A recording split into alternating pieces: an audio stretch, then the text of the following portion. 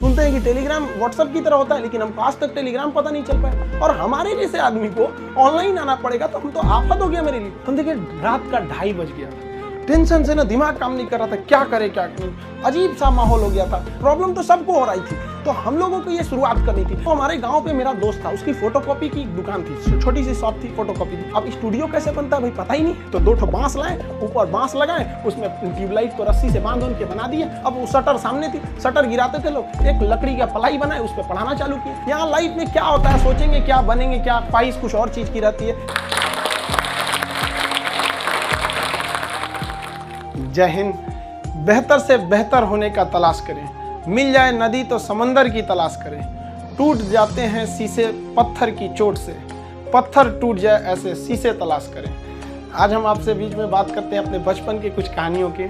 देखिए हमारा परिवार एक जॉइंट फैमिली में, हम लोग एक छोटे से परिवार में जन्म लिए हैं। सब लोग एक साथ रहते थे, अंकल सबका परिवार यहाँ पे। उसमें हम लोग के मकान के भी एक कमरे थे जिसमें हम लोग रहते थे। बचपन में हम बहुत बदमाश थे, मेरी मम्मी को सबसे ज़्यादा परेशानी थी। कोई जॉइंट फैमिली होने की वजह से क्या होता था कि परिवार में बहुत लोग रहते थे, मोहल्ले वाले, पड़ोस वाले, और उस समय मोबाइल वगैरह नहीं होती थी। हम लोग यही गुल्ली डंडा वगैरह वाला खेलते रहते थे। डेली किसी न किसी से हम झगड़ा किए रहते थे। मेरी मम्मी परेशान होकर रहती थी, ये करेगा क्या जिंदगी में, बहुत परेशानी हो जाती थी। और बचपन में थोड़ा सा फाइनेंशियली प्रॉब्लम होने की वजह से हर चीज़ लिमिटेड तौर पे मिला। स्कूल हम एक नॉर्मल से स्कूल में गए, और पेंसिल वगैरह तक का भी बचपन में हिसाब मिलता था। पेंसिल खरीद के आती थी, उसमें से आधा काट के आधा तुम लो आधा तुम लो, तुम्हारा पहले कैसे खत्म हो गया, तुम्हारा ज़्यादा कैसे चला, काफ़ी ये सब समस्याएं थी। घर के आगे एक कॉलेज था, उस कॉलेज में हम लोग जाते थे देखने के लिए, किसी का पेंसिल तो छूट नहीं गया, किसी का पेन, मतलब जो कुछ किसी का रह जाता था छुट्टी के बाद तो लेके आते थे लोग। या फिर किसी का मतलब कोई किसी के पेज में, किताब में, कॉपी में कुछ पेज सादा बच जाता था, तो हम लोग उसको कलेक्ट करके ले आते थे और मम्मी को देते थे। मम्मी देखिए इसमें 2 पेज सादा है, इसमें 3 पेज है, वो सबको ले आके एक जगह बनाते थे। मम्मी उसको सुई धागा से सिल देती थी और उसको हम लोग एक कॉपी बना लेते थे। आज भी आदत उसी में है। ये आज महंगी कॉपियों पे तो हाथ ही नहीं चलता है, वहाँ पर उसी की आदत लग गई है वहाँ। और बचपन में हम लोग के घर पे गाय वगैरह भी थी, छोटे छोटे जानवर वगैरह, ये सब के पालने में इन लोग के लिए करते रहो। ये सब करते करते बचपना निकल गया। और इस बीच मेरे पिताजी जो थे वो अलग अलग जगहों पे वर्क करते रह गए, कभी शिप बिल्डिंग में, कभी पाइपलाइन में, कभी फॉरेन में, अलग अलग जगह पे एक स्टेबल नहीं रहा, जिसका खामियाजा हम लोग को आगे जाके बहुत बड़ा भुगतना पड़ गया था। फाइनेंशियली खराब होने की वजह से हमको शुरुआत में, हम जब 8 पास किए तो वहीं से हमको फौज में जाने का थोड़ा सा जुनून लगा कि हमको फौज में जाना चाहिए। तो हम 9th में जब पढ़े थे, सैनिक स्कूल का एंट्रेंस का एग्जाम दिए, उसमें मेरा सिलेक्शन ही नहीं हुआ। पता नहीं क्यों सैनिक स्कूल में नहीं हुआ। तो फिर हमने पॉलीटेक्निक का दिया, तो पॉलीटेक्निक के भी उसमें देखिए एक्चुअली क्या है कि जो एकेडमिक पढ़ाई होती है उससे थोड़ा सा बेटर होता है जो कॉम्पिटिटिव होती है। तो 8 के बाद ही सैनिक के लिए एक कॉम्पिटिटिव वाला माहौल आ गया था। फिर पॉलीटेक्निक में दिए, उसमें रैंक अच्छा नहीं आया तो हम कहे छोड़ो, अब नॉर्मल 10th यानी मैट्रिक करते हैं, उसके बाद इंटर करते हैं। इंटर करने के बाद फिर हम लोग ने सोचा कि एनडीए का देते हैं। इस बीच AI ट्रिपल हम लोग के वक्त में होता था, AI ट्रिपल ही, उसको दिए। IIT के दिन तो हम सोए रह गए थे वहाँ। फिर एनडीए के गए सिलेक्शन के लिए, तो एनडीए में रिटेन एग्जाम हुआ, वो काफ़ी ठीक ठाक था। और एनसीसी वगैरह हम लोग ने किया था, तो उससे फौज से काफ़ी ज़्यादा उससे जानने को मिल गया,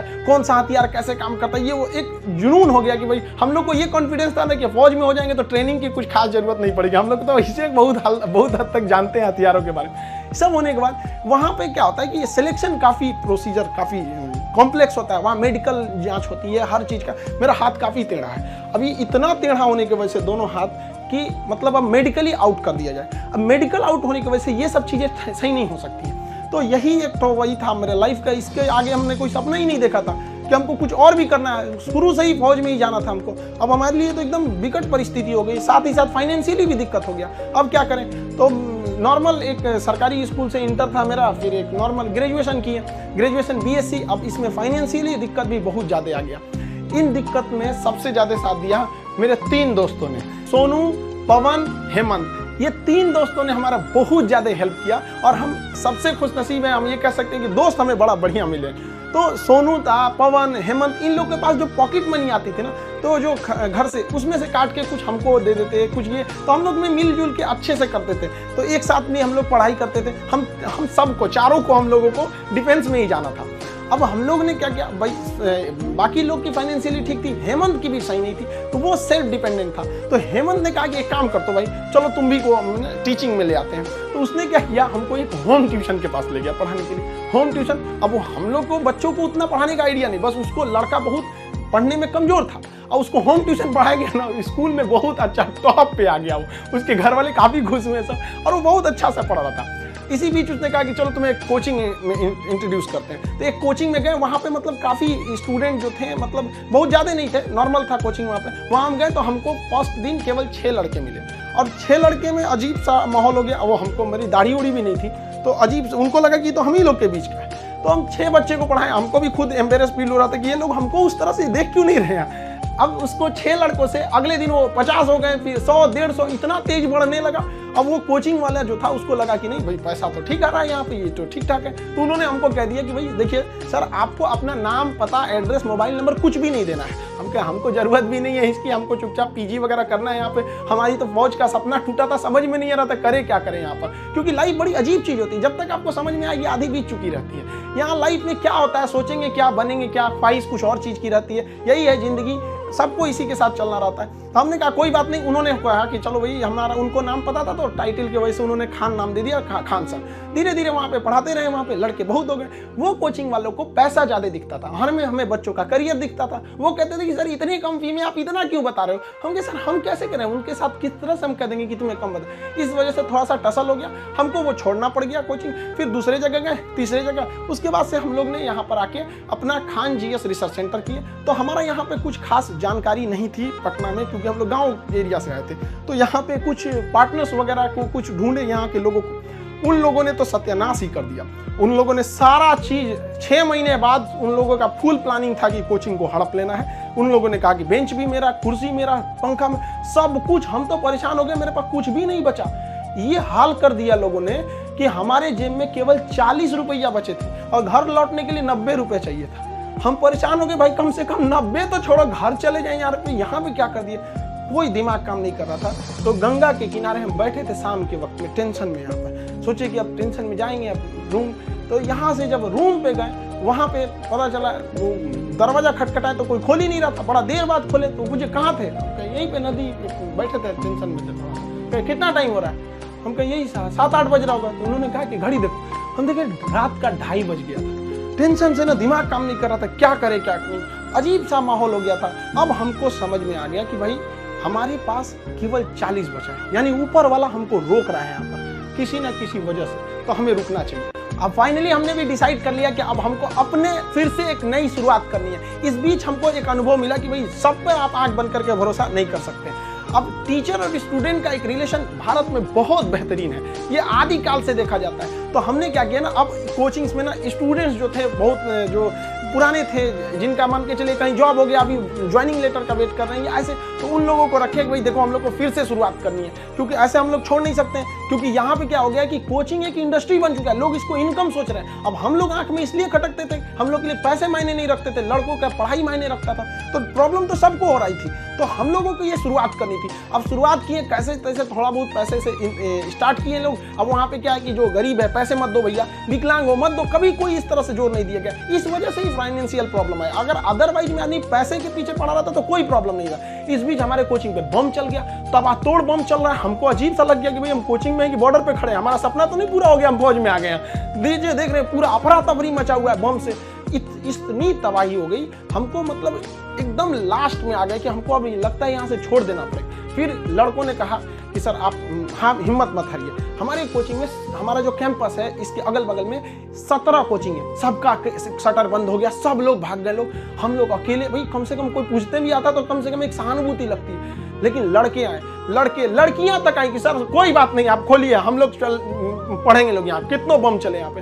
तो हम क्या किए, पूरे कैंपस में मेरे कोचिंग पे सुबह में बम चला था, शाम वाले बैच में पूरे फुल प्लेजेड से स्टूडेंट आए थे, और जो बच्चे पढ़ रहे थे उसके अगले बैच के बच्चे नीचे खड़े होकर कह रहे थे कि अगर बम चलेगा तो पहले हमारे ऊपर बम चलेगा, कोचिंग को कुछ नहीं होने देंगे। बहुत हेल्प हुआ हमको यहाँ पर, बच्चों ने ही हमको बहुत ज्यादा सपोर्ट किया। और धीरे धीरे ऊपर वाला सबको देखते रहता है, क्योंकि हम लोग हम दूसरे के सीसीटीवी कैमरे से बच सकते हैं, ऊपर वाले के सीसीटीवी कैमरे से नहीं बच सकते हैं। और अचानक साथ मिला, सारे बच्चे देखते देखते हमने बच्चों के लिए लाइब्रेरी भी डाला, वो पटना का सबसे बड़ा लाइब्रेरी हो गया, फिर कोचिंग बड़ा हो गया, सब कुछ सही हो गया, लड़कों का रिजल्ट आने लगा, सारे लड़के खुश हो गए। और खास करके उस बैच के लड़के जो पढ़ रहे थे और जिनके पास बम्बार्डमेंट हुई थी, वो भी उनके लिए पहला अनुभव था।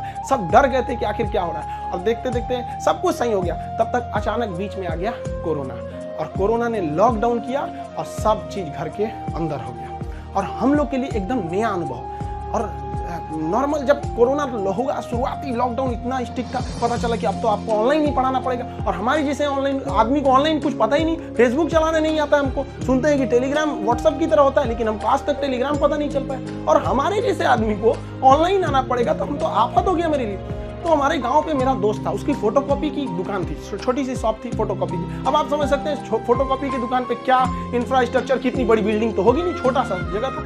अब वो शटर सामने थी, शटर गिराते थे लोग, एक लकड़ी का पलाई बनाए, उसको पढ़ाना चालू किए। पता चला सामने से पुलिस की गाड़ी जाती थी, तो शटर के अंदर हम लोग पड़े हैं, पसीना हो रहा है, वैसे पुलिस का सायरन आ रहा है, आवाज आ रहा है। लड़के कह रहे सर कैसे वीडियो बना रहे हैं, कहाँ से बना रहे हैं, ना लाइट सही है ना आवाज सही है। हम कहे भाई हमको यही है जो है यहाँ पे। मेरा सारा सेटअप जो पढ़ाने का इंस्ट्रूमेंट होता है, जो पीछे पैनल लगे होते हैं पढ़ाने के लिए, वो सारा पटना में रह गया था, और हमारे गांव में ऐसी व्यवस्था नहीं थी। हम क्या करें? और जो 2020 का लॉकडाउन था, बहुत ही स्ट्रिक्ट लॉकडाउन था, तो उस लॉकडाउन में हमको आना था पटना, कैसे भी आने का कोई साधन नहीं था। तो हम ट्रक के क्लीनर बन के आए थे, खलासी जो होता है, ऐसे गंजी पहन के गमछा बांध लिए थे, चलो चलो चलो, ऐसे क्लीनर बन के आए यहाँ पे, खुद ही लोड किए, सब कुछ किए और लेके जाए। अब स्टूडियो कैसे बनता है भाई पता ही नहीं, तो 2 ठो बांस लाए, ऊपर बांस लगाए, उसमें ट्यूबलाइट को रस्सी से बांध के बना दिए, और वैसे ही पढ़ाना चालू किए लोगों को। अब वहाँ मेरे पास हर साधन आ गए पढ़ाने वाला, अब लोगों को समझ में आने लगा, धीरे धीरे धीरे धीरे लोग पसंद करने लगे यहाँ पे।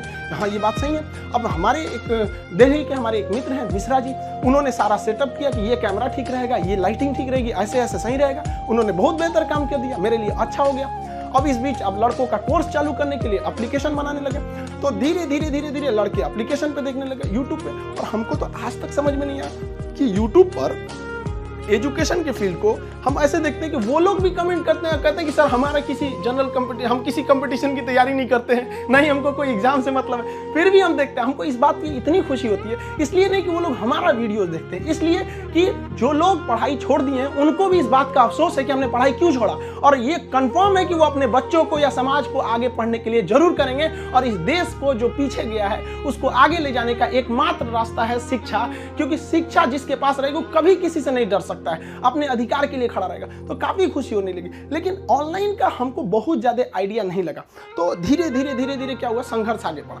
अब होता क्या है कि लाइफ में कभी इंसान कोई लिफ्ट की तरह बढ़ जाता है तो उसको काफी खुशी होती है, अरे बाप रे बहुत ऊंचाई पे आ गए। लेकिन जो सीढ़ियों की तरह बढ़ता है ना, ऊपर जाके उसको एक थकान होती है, लेकिन दिल से एक सुकून भी मिलता है कि मेहनत से बढ़े, तो उसके लिए ऊंचाई बहुत मायने नहीं रखती है। तो जो लोग देखिएगा ना उतराने लगते हैं, अहंकार कर देते हैं, उस जो लिफ्ट से बढ़ा है सब वहाँ पे। तो जीवन में कभी किसी को अहंकार तो करना ही नहीं चाहिए यहाँ पर, और ना ही दूसरे की बुराई करनी चाहिए। दूसरे की बुराई से कोई फायदा नहीं मिलता है, आपस में मिलजुल कर रहना चाहिए। बुझ जाते हैं कभी दिए तेल की कमी से भी, हर बार कसूर हवाओं का नहीं होता है। आखिर में हम आप सबसे यही कहना चाहेंगे कि ये दुख, ये दर्द, ये गम, ये सब तेरे अंदर है। तू खुद के बनाए पिंजड़े से बाहर निकल के देख, तू अपने आप में एक सिकंदर है।